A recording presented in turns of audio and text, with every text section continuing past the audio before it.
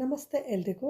ನಾನು ಪಂಕಜ. ನಿಮಗೆ ಒಂದೇ ರೀತಿ ಚಪಾತಿ ರೊಟ್ಟಿ ತಿಂದು ಬೇಜಾರಾಗಿದ್ದರೆ ಖಂಡಿತವಾಗ್ಲೂ ಈ ವಿಧಾನದಲ್ಲಿ ಒಂದು ಸಲ ಟ್ರೈ ಮಾಡಿ ನೋಡ್ಬೋದು. ಇದೊಂದು ತುಂಬಾ ಮೆದುವಾದಂತಹ ಬ್ರೇಕ್ಫಾಸ್ಟ್ ರೆಸಿಪಿ. ಇದನ್ನು ನೀವು ಖಾರ ಹೋಳಿಗೆ ಅಂತನಾದರೂ ಕರಿಬೋದು, ಇಲ್ಲಾಂದರೆ ಸಾಫ್ಟ್ ಅಕ್ಕಿ ರೊಟ್ಟಿ ಅಂತನಾದರೂ ಕರಿಬೋದು. ಒಟ್ಟಿನಲ್ಲಿ ತುಂಬಾ ಮೆದುವಾಗಿರುವಂತಹ ಬ್ರೇಕ್ಫಾಸ್ಟು, ಮಕ್ಕಳಿಂದ ಹಿಡಿದು ದೊಡ್ಡೋರವರೆಗೂ ಇಷ್ಟ ಆಗುವಂತಹ ಬ್ರೇಕ್ಫಾಸ್ಟು. ಬನ್ನಿ ಹಾಗಾದರೆ ಈ ತಿಂಡಿನ ಯಾವ ರೀತಿ ಮಾಡೋದಂತ ನೋಡೋಣ. ಈಗ ಸ್ಟವ್ನ ಆನ್ ಮಾಡಿಕೊಂಡು ಒಂದು ಪಾತ್ರನ ಇಟ್ಕೊಂಡಿದ್ದೀನಿ. ಅದಕ್ಕೆ ಈ ಬಟ್ಲಲ್ಲಿ 3 ಬಟ್ಲಷ್ಟು ನೀರನ್ನು ಹಾಕ್ಕೊಳ್ತಿದ್ದೀನಿ. ಇದ್ರ ಜೊತೆಗೆ ಸ್ವಲ್ಪ ಕರ್ಬೇವಿನ ಸೊಪ್ಪನ್ನು ಕಟ್ ಮಾಡಿ ಹಾಕ್ಕೊಂಡಿದ್ದೀನಿ. ಒಂದು 3ರಿಂದ 4 ಹಸಿಮೆಣಸಿನ್ಕಾಯನ್ನು ಸಹ ಕಟ್ ಮಾಡಿ ಹಾಕ್ಕೊಂಡು ಸ್ವಲ್ಪ ಕೊತ್ತಂಬರಿ ಸೊಪ್ಪನ್ನು ಹೆಚ್ಚಿ ಹಾಕ್ಕೊಂಡಿದ್ದೀನಿ. ಒಂದು 2 ಸ್ಪೂನಷ್ಟು ಬಿಳಿ ಎಳ್ಳನ್ನು ಹಾಕ್ಕೊಂಡಿದ್ದೀನಿ. ಇದರಿಂದ ಬಾಯಲ್ಲಿ ತಿನ್ನಬೇಕಾದ್ರೆ ಬಿಳಿ ಎಳ್ಳು ಒಳ್ಳೆ ರುಚಿ ಕೊಡುತ್ತೆ. ನೋಡಿ, ಈಗ ಅಕ್ಕಿ ಹಿಟ್ಟನ್ನು ಸೇರಿಸ್ಕೊಳ್ತಿದ್ದೀನಿ. ಅಕ್ಕಿ ಹಿಟ್ಟನ್ನು 2 ಬಟ್ಲು ತೊಗೊಂಡಿದ್ದೀನಿ. ನಾನು ಇಲ್ಲಿ ನೀರನ್ನು 3 ಬಟ್ಲು ನೀರು ಹಾಕ್ಕೊಂಡಿದ್ದೀನಿ. ಅದು ಚೆನ್ನಾಗಿ ಬಿಸಿ ಆದಮೇಲೆ 2 ಬಟ್ಲು ಅಕ್ಕಿ ಹಿಟ್ಟನ್ನು ಸೇರಿಸ್ಕೊಂಡು ಒಂದೇ 1 ನಿಮಿಷ ಈ ರೀತಿ ಕುದಿಸ್ಕೊಂಡು ಈ ರೀತಿ ತಿರುಗಿಸ್ಕೊಳ್ತಾ ಇದ್ದೀನಿ.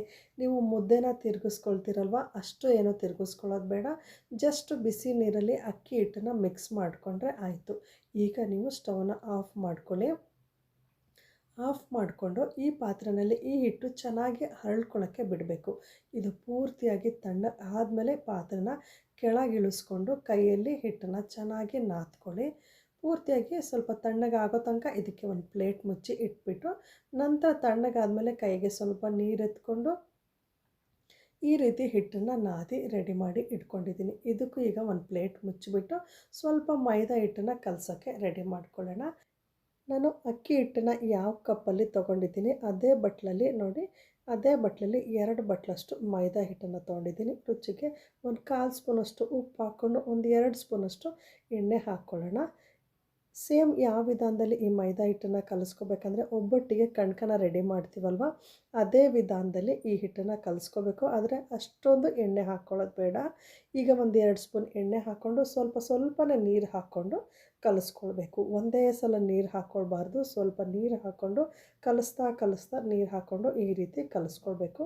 ನೋಡಿ, ಎಷ್ಟು ಚೆನ್ನಾಗಿ ಇದನ್ನು ನಾದ್ಕೊಳ್ಬೇಕಂದ್ರೆ ಎಷ್ಟು ಚೆನ್ನಾಗಿ ನಾದ್ಕೊಳ್ತೀರೋ ಅಷ್ಟು ಚೆನ್ನಾಗಿ ಸಾಫ್ಟಾಗಿ ಈ ತಿಂಡಿ ರೆಡಿ ಆಗುತ್ತೆ. ಈ ಹಿಟ್ಟನ್ನು ಈ ರೀತಿ ಕಲಸಿಟ್ಕೊಂಡಿದ್ದೀನಿ. ಮೇಲೆ ಒಂದು 2 ಸ್ಪೂನಷ್ಟು ಮತ್ತೆ ಎಣ್ಣೆ ಹಾಕ್ಕೊಂಡು ಮತ್ತೊಂದು ಸಲ ಹಿಟ್ಟನ್ನು ಚೆನ್ನಾಗಿ ನಾದ್ಕೊಳ್ತಿದ್ದೀನಿ.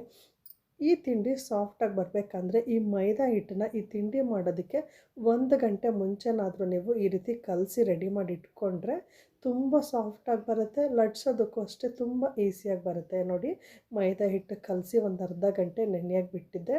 ಈಗ ಒಂದು ಅರ್ಧ ಗಂಟೆ ಆಗಿದೆ. ಈಗ ಅಕ್ಕಿ ಹಿಟ್ಟನ್ನು ನಾದಿ ಇಟ್ಕೊಂಡಿರ್ತೀವಲ್ವ, ಅದನ್ನು ನೀವು ದೊಡ್ಡದಾಗಿ ಲಟ್ಸೋದಾದರೆ ಸ್ವಲ್ಪ ದೊಡ್ಡ ಉಂಡೆ ತೊಗೊಳ್ಳಿ.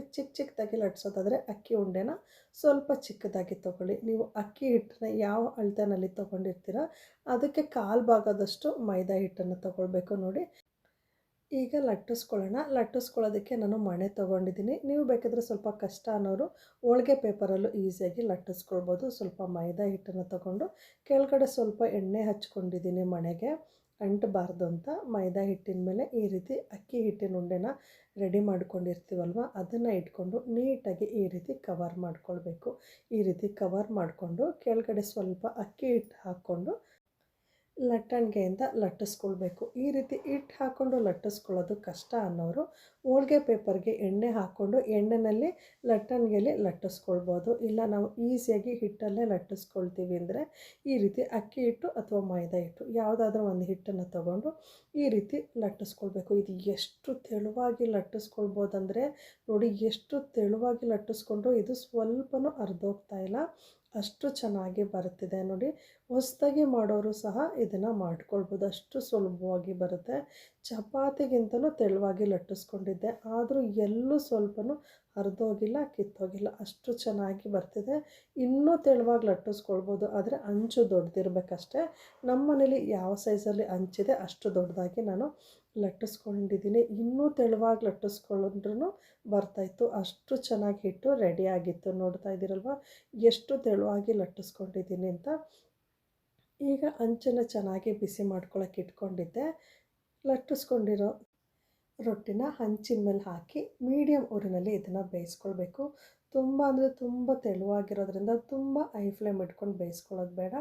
ಇದ್ರ ಮೇಲ್ಗಡೆ ಎಣ್ಣೆ ಅಥವಾ ತುಪ್ಪ ಯಾವುದಾದ್ರೂ ಹಾಕ್ಕೊಳ್ಬೋದು, ಹಾಕಿಲ್ಲ ಅಂದ್ರೂ ಸಾಫ್ಟಾಗಿರುತ್ತೆ, ಅಷ್ಟು ಚೆನ್ನಾಗಿರುತ್ತೆ ನೋಡಿ. ಎರಡು ಸೈಡು ಚೆನ್ನಾಗಿ ಬೇಯಿಸ್ಕೊಂಡ್ರೆ ಈ ಸಾಫ್ಟ್ ರೊಟ್ಟಿ ರೆಡಿ ಆಗುತ್ತೆ. ಪೂರಿನ ಮಾತ್ರ ಮೀಡಿಯಮ್ ಫ್ಲೇಮಲ್ಲಿ ಇಟ್ಕೊಂಡು ಬೇಯಿಸ್ಕೊಳ್ಳಿ. ನೋಡಿ ಎಷ್ಟು ಸಾಫ್ಟಾಗಿ ಬಂದಿದೆ ಅಂದರೆ ಬೇಯೋದಕ್ಕೂ ಅಷ್ಟೇ ಬೇಗ ಬೇಗ ಬೆಂದ್ಬಿಡುತ್ತೆ. ಇನ್ನೊಂದು ರೊಟ್ಟಿನ ಹಾಕಿ ಬೇಯಿಸಿ ತೋರಿಸ್ತಾ ಇದ್ದೀನಿ ನೋಡಿ. ಎರಡು ಸೈಡು ಚೆನ್ನಾಗಿ ಬೇಯಿಸ್ಕೊಳ್ಬೇಕು. ನೋಡಿ ಎಲ್ಲ ರೊಟ್ಟಿನೂ ಇದೇ ರೀತಿ ಬೇಯಿಸ್ಕೊಂಡು ರೆಡಿ ಮಾಡಿ ಇಟ್ಕೊಂಡಿದ್ದೀನಿ.